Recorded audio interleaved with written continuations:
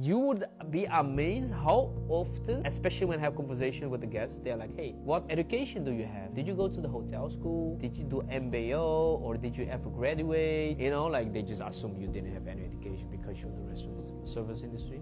And then I tell them what I did, right? They're like, that's a shame. You're so highly educated. You could be something. You could be someone. You could be meaningful to the society. Because if you have a white collar job, especially what I was aspiring to do, especially given my education, that's the kind of the direct route I have to take and to become a successful businessman. But that never really bothered me much, because what I learned here by just basically winging it, play in the dark and all the shadows around me with no flashlight, and just basically have to stumble around and like burying my head to heavy objects and metal objects and don't know where I'm going, and flailing and falling and standing up and like running, but then again we're in the mud and we can't run, and we stay up and then we don't stay up and fall down, get wounded, you know, like whatever, and then just basically get injured, get better. The amount of learnings you like, if you just basically rewind whatever I discussed before, will never have happened if I did the white collar job. The amount of the facets of life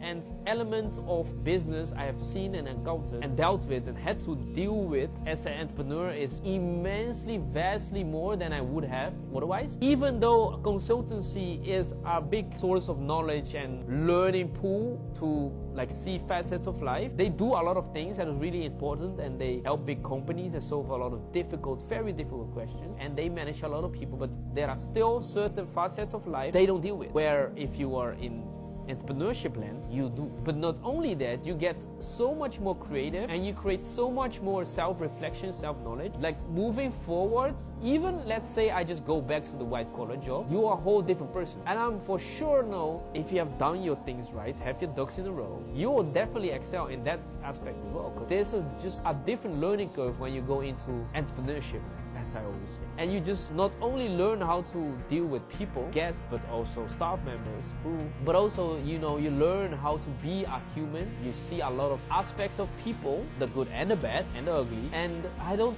think I would have learned that if I just stayed the course in a white collar job. So that's in the macro. I did to take a one step back, because in most popular belief, being a hospitality guy, restaurant guy is like a low tier job. You might not know this, but in the Netherlands, people look really, most people, 9 out of 10 people look down on you.